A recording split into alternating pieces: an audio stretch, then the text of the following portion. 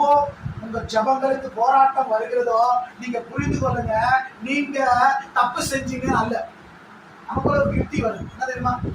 எனக்குள்ள இருக்க பழக்கம் இருக்கு. ஏதோ ஒரு பிசாசு என்ன பண்றான், போராடிட்டு இருக்காங்க. என்ன அர்த்தம் தெரியுமா?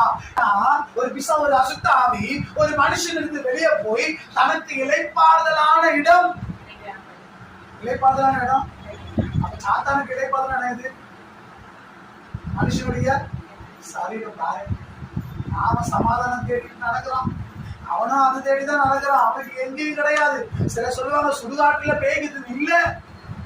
சில சொல்லுவாங்க மரத்துல எங்க இருக்குது, முடிய வச்சு அடிச்சு வச்சுருக்க பாத்துக்கீங்களா? அங்க முடி இருக்குடா, அங்க பேய் இருக்குது, அங்க இல்ல.